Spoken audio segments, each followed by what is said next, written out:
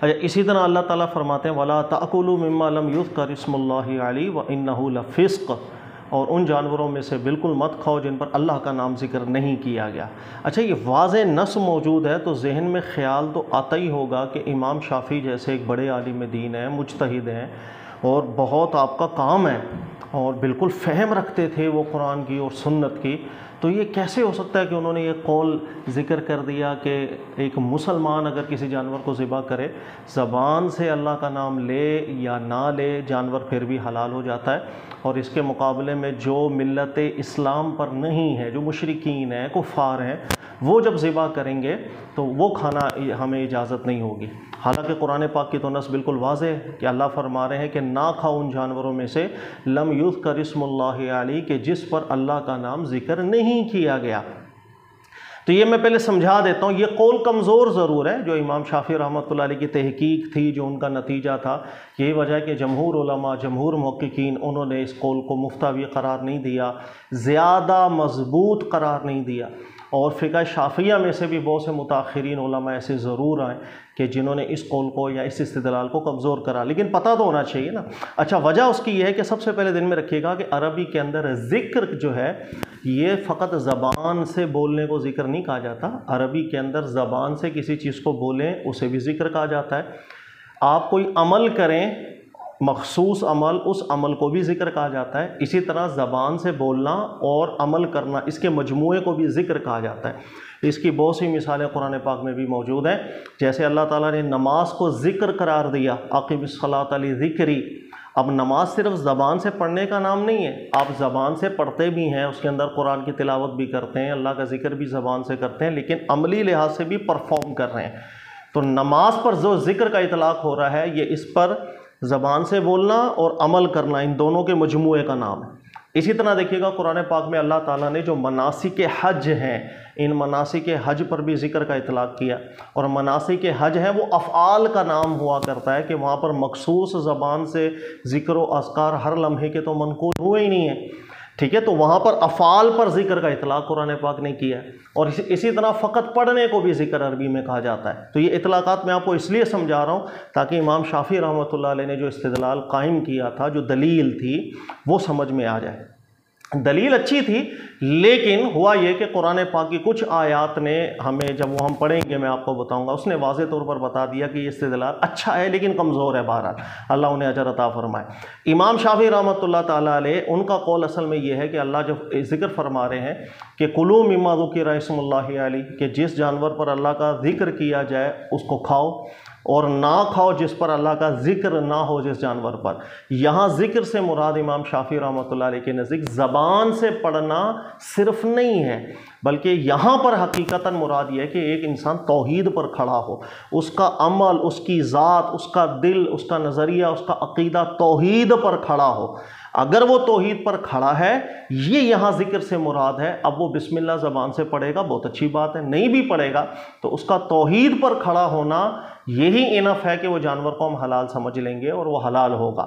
اچھا، اس ذکر سے انہوں نے زبان والا بسم اللہ پڑھنا اس کو مراد نہیں لیا، بلکہ عملی لحاظ سے توحید پر کھڑے ہونے کو مراد لیا۔ ایک مسلمان ہے، جب وہ توحید پر کھڑا ہو گیا تو اس کا کیا مطلب ہے کہ وہ کسی غیر اللہ کے لیے تو ذبح کر ہی نہیں رہا، اس کے دل میں کسی بت کا خیال نہیں ہے، اس کے دل میں اللہ کے علاوہ کسی اور کا خیال ہے ہی نہیں، ہوگا تو وہ مسلم کب ہوا؟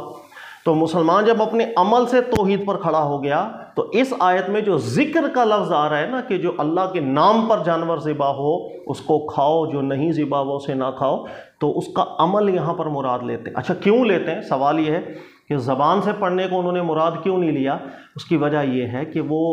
2-3 دلائل یہاں پر قائم کرتے ہیں۔ پہلا یہ کہ جب یہ قرآن کی آیتیں نازل ہو رہی تھیں تو اس وقت سامنے مشرکین تھے، کفار تھے، جو بتوں کے لیے یا اللہ کے علاوہ جو انہوں نے معبودان باطل بنا لیے تھے ان کے لیے ذبح کیا کرتے تھے۔ اب جب ان کے لیے ذبح وہ کر رہے ہیں، چونکہ یہ ایک شرک ہے اور شرک ان کی رضا کے لیے، معبودان باطل کی رضا کے لیے جب وہ ذبح کر رہے ہیں، یہ سارے کا سارا عمل شرک ہو گیا۔ یہی وجہ ہے کہ اللہ تعالیٰ نے قرآن پاک میں جب حرمت ذکر کی تو واضح فرما دیا وما اہل بہ لغیر اللہ، یہ لوگ جو اللہ کے علاوہ یہ جو عمل کر رہے ہیں کہ جانوروں کو مشرکین بتوں کے نام پر، معبودان باطل کے نام پر ذبح کر رہے ہیں، اللہ تعالیٰ نے حرام فرما دی۔ تو امام شافعی رحمۃ اللہ تعالیٰ علیہ وہ سب سے پہلے یہ دلیل ذکر کرتے ہیں کہ ان کے اس عمل کو اللہ رب العزت نے واضح طور پر نص کر دیا کہ جو معبودان باطل کے لیے کر رہی، جو بطور شرک کے ذبح ہو رہا ہے، ان کو مت کھایا جائے۔ اچھا، دوسری بات کہ جہاں اللہ تعالیٰ نے فرمایا وَلَا تَأْكُلُوا مِمَّا لَمْ يُذْكَرِ اسْمُ اللَّهِ عَلَيْهِ، اللہ فرماتے ہیں کہ نہ کھاؤ ان جانوروں میں سے کہ جو اللہ کے ذکر پر نہیں حلال کیا گیا، یعنی اس کو ذبح نہیں کیا گیا۔ وَإِنَّهُ لَفِسْقٌ، یہ ایک فسق ہے۔ آگے اللہ ذکر کر رہے ہیں وَإِنَّ الشَّيَاطِينَ لَيُوحُونَ إِلَىٰ أَوْلِيَائِهِمْ لِيُجَادِلُوكُمْ وَإِنْ أَطَعْتُمُوهُمْ إِنَّكُمْ لَمُشْرِكُونَ، یہ جو شیاطین ہے، یہ جو لوگ ہیں، یہ آپ سے، یہ جو کفار ہیں، لڑائی کر رہے ہیں، جھگڑا کر رہے ہیں اس معاملے کے اندر، اگر آپ نے ان کی بات مان لی تو آپ بھی مشرکین میں سے ہو جائیں گے۔ تو یہ کانٹیکسٹ بھی بتا رہا ہے کہ یہ کچھ خاص بات چل رہی ہے، یہ کفار اور مشرکین کی طرف سے کچھ جھگڑا چل رہا ہے جس کے جواب میں قرآن کی آیت نازل ہوئی۔ اور یہ جھگڑا کیا چل رہا تھا؟ یہ مختلف طریقوں کے جھگڑے تھے جو مشرکین اور کفار رسول اللہ صلی اللہ علیہ وسلم سے اور مسلمانوں سے کیا کرتے تھے۔ مثال کے طور پر بہت سے جانور ایسے تھے جو مشرکین نے حرام سمجھ لیے، اور یہ بھی منسوب بھی کر دیا جھوٹے طور پر کہ حضرت ابراہیم علیہ السلام سے حرام چلتے آ رہے ہیں، حضرت اسماعیل علیہ السلام سے حرام چلتے آ رہے ہیں، لیکن وہ چیز کوئی بھی حضرت ابراہیم علیہ السلام سے منقول نہیں تھی، اپنے ہی نظریات پر بعض چیزوں کو حرام کر دیا انہوں نے۔ اسی طریقہ کار سے ایک یہ جھگڑا تھا کہ اللہ تعالیٰ نے جب تمام کی تمام طیبات کو حلال کر دیا، طیب چیزوں کو حلال کر دیا، تو اس کے بعد ایک یہ جھگڑا تھا کہ نہیں، یہ تو حرام چلتا آ رہا ہے، یہ کون سا دین ہے جس نے اس کو حلال کر دیا۔ دوسرا جھگڑا یہ تھا کہ وہ جب اللہ تعالیٰ نے قرآن میں نازل کیا حرمت علیکم المیتہ، کہ تم پر مردار حرام ہے اور جو ذبح کرتے ہیں وہ حلال ہے، تو یہاں پر مشرکین یہ بھی بلا وجہ کے اعتراضات کیا کرتے تھے کہ مردار جانور وہ ہے جو نیچرلی جس کی ڈیتھ ہو جائے، یعنی اللہ جس کو مار دے، اور اللہ جس جانور کو مار رہا ہے وہ کھانا تو تمہارے لیے حرام ہے، اور تم خود جس جانور کو ذبح کر رہے ہو، قتل کر رہے ہو، وہ کھانا تمہارے لیے حلال ہے، ہمیں تو سمجھ ہی نہیں آ رہی تمہاری منطقیں۔ تو اس طرح کے وہ کفار اعتراضات کر رہے تھے۔ ان اعتراضات کے جواب میں اللہ تعالیٰ نے اس آیت کو نازل کیا لا تأکلوا مما لم یذکر اسم اللہ علیہ، کہ وہ جانور کے جو نیچرلی ڈیتھ ہو گئی ہے ان کو نہ کھائے، اس لیے کہ وہ توحید کے اوپر ان کو نہیں مارا گیا۔ تو یہ جو کانٹیکسٹ ہے، یعنی امام شافعی رحمۃ اللہ علیہ کے نزدیک کہ یہ جو آیت ہے یہ مردار کے حوالے سے، چونکہ وہ جھگڑا کر رہے تھے مشرکین اور کفار، اس کانٹیکسٹ میں آیت نازل ہوئی ہے، یہاں پر بھی وہ ذکر کو الگ معنی میں بیان کر رہے ہیں۔ یہ نہیں ہے کہ اس پر زبان سے اللہ کا نام لیا گیا یا نہ لیا گیا۔ یہی وجہ ہوئی کہ امام شافعی رحمۃ اللہ تعالیٰ علیہ وہ یہ دو دلائل قائم کر کے کہ ایک جگہ اللہ نے واضح فرما دیا وما اہل بہ لغیر اللہ، کہ جو مشرکین شرک پر کھڑے ہو کر ذبح کر رہے ہیں وہ نہ کھائیں۔ اس کی دلالت یہ بنتی ہے کہ جو توحید پر کھڑا ہو کر کے ذبح کرے گا وہ اس حکم میں داخل نہیں ہوتا۔ اور دوسری بات کہ اللہ رب العزت نے یہ جو جھگڑے کا ذکر کیا، یہ جھگڑا بھی کانٹیکسٹ آپ کو متعین کرتا ہے، ایک سمجھاتا ہے بات کہ یہ کسی خاص تناظر میں آیت نازل ہوئی، اور ذکر سے مراد امام شافعی یہاں پر توحید پر کھڑا ہونا مراد لیتے ہیں، انہی قرائن کی بنیاد پر جو قرائن میں نے آپ سے ذکر کر دی ہے۔ ایک اچھا نظریہ تھا، ایک اچھا نتیجہ، اللہ تعالیٰ ان کو اجر عطا فرمائے، لیکن جمہور علماء نے اس پر اتفاق اس لیے نہیں کیا کہ اگر تو صرف یہی ایک دو آیات ہوتی تو بالکل بات ایسی ہی لگ رہی تھی کہ یہ چونکہ خاص تناظر میں آیتیں نازل ہوئی ہیں تو ہمیں اس کو مقید کر دینا چاہیے۔ یہ اصول بائی دا وے بہت اچھا ہے، ذہن میں رکھیے گا، اگر قرآن پاک میں کوئی لفظ ایسا ہے جس میں بظاہر عموم دکھ رہا ہے، لیکن سیاق و سباق اگر متعین کر رہا ہو کہ یہاں پر عموم مراد نہیں ہوگا تو ہم عموم مراد نہیں لیں گے۔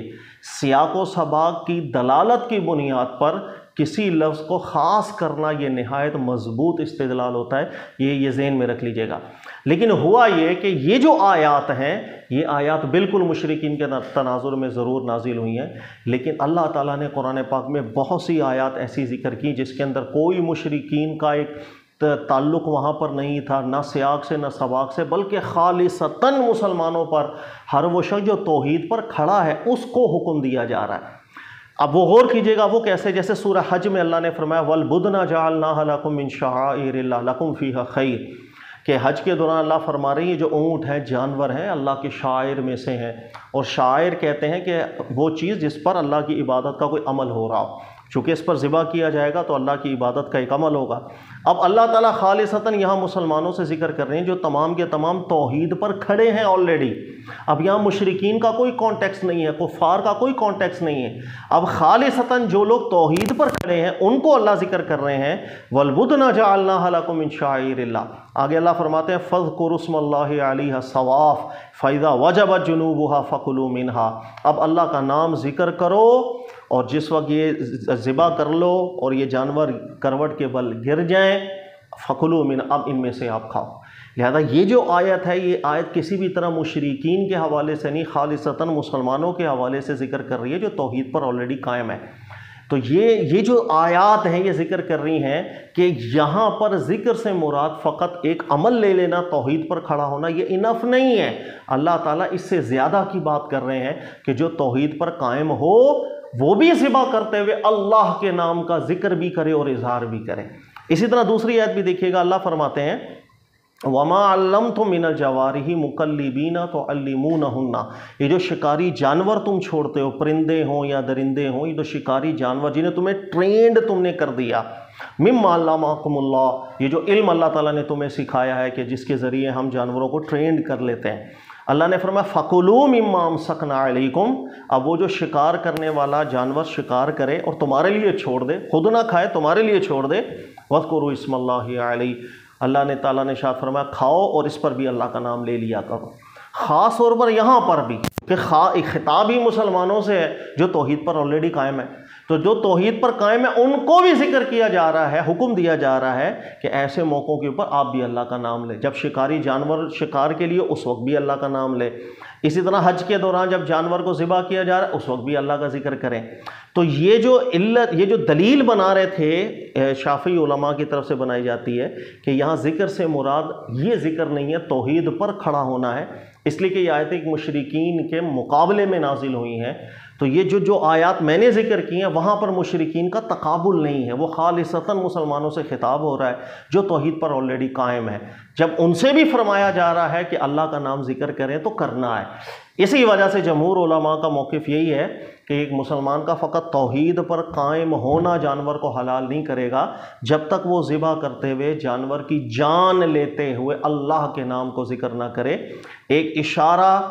اور اس طرف بھی جو میرے دل میں ہے توحید میں اس کا اظہار زبان سے کر رہا ہوں، اور اس کی حکمتیں بھی بہت ہیں کہ جس جانور کی میں جان لینے جا رہا ہوں وہ اللہ کے نام پر اس کے اذن سے یہ جان لے۔ اگر یہ اذن نہ ہو